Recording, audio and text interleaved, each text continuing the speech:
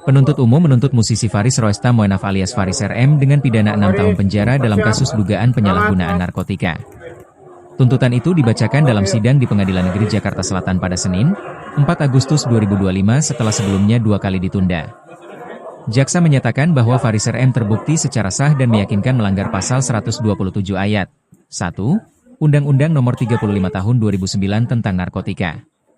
Selain pidana penjara, jaksa juga menuntut agar Faris dikenai denda sebesar 1 miliar rupiah subsidiar 6 bulan kurungan. Dalam persidangan, jaksa menilai bahwa tidak ada alasan pemaaf maupun pembenar atas perbuatan terdakwa. Faris RM dianggap tidak menunjukkan itikat baik untuk menjalani rehabilitasi secara tuntas dan malah kembali terlibat dalam kasus serupa. Sementara itu, kuasa hukum Faris menyatakan akan mengajukan pledoi atau nota pembelaan dalam sidang lanjutan yang dijadwalkan pekan depan. Faris sendiri terlihat tenang saat mendengarkan tuntutan dan enggan memberikan komentar kepada media usai sidang.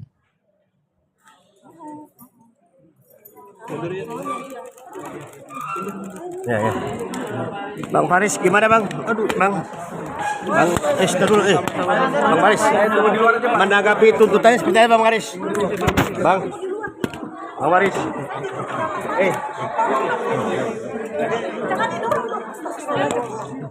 Bang Faris, Bang, coba Bang, kabarnya Bang, seperti apa Bang? Gimana Bang? Dua di dalam dua.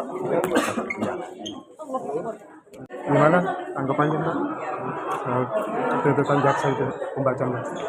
Tuntutan jaksanya 6 tahun ya. Iya, dan denda 5 juta. Ya. Belakang nggak? Belakang nggak? Enggak. Gimana? Ya kan tuntutan jaksanya 6 tahun. Iya betul. Tapi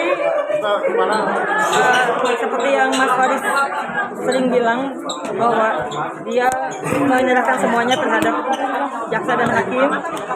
Kecewa nggak sih? Jadi ya kalau Mas Faris menerima ya yang terbaik aja buat dia.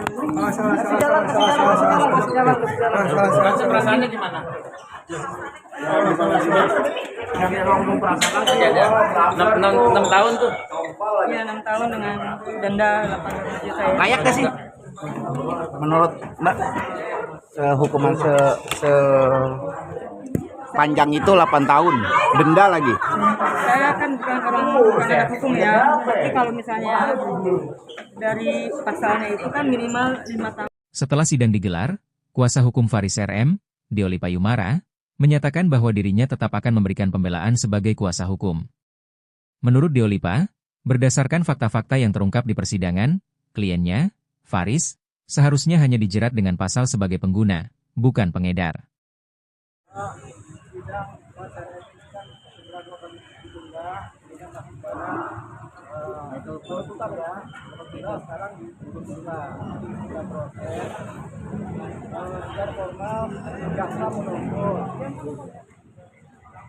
Pengacara membela, hakim memutus.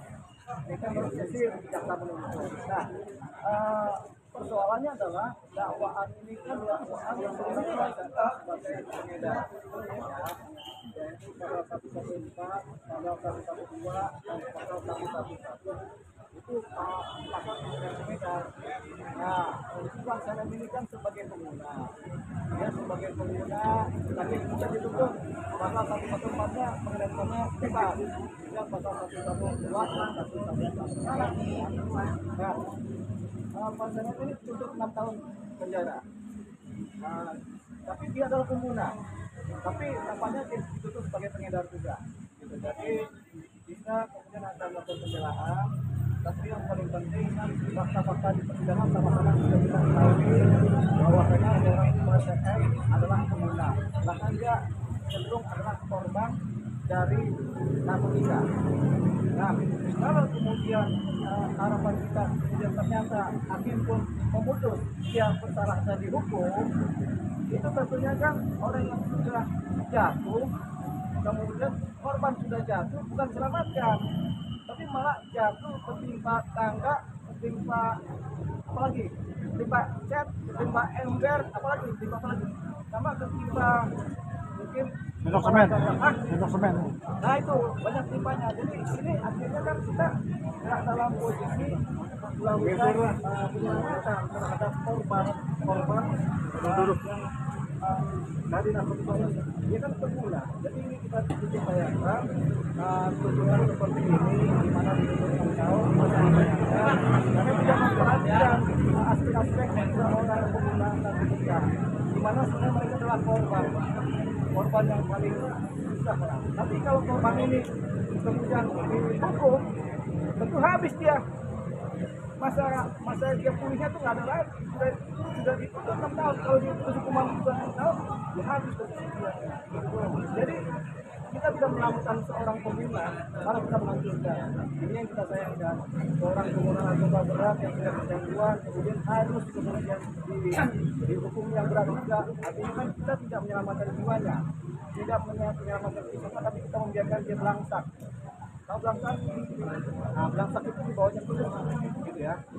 Nah, itu saturasinya. Jadi gitu. Jadi kita akhirnya kita harus menyelamatkan diri. Jadi kami sebagai pembela akan melakukan pledoi tentunya dengan hati nuranilah.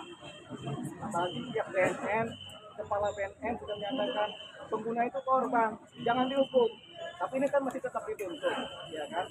Mungkin hanya karena mematuhi prosedur dakwaan yang sudah dilanjut diadakan, yaitu pasal ini di mana dia adalah pengedar dan dipaksakan, itu sudah nggak apa-apa. Namanya juga jaksa penuntut.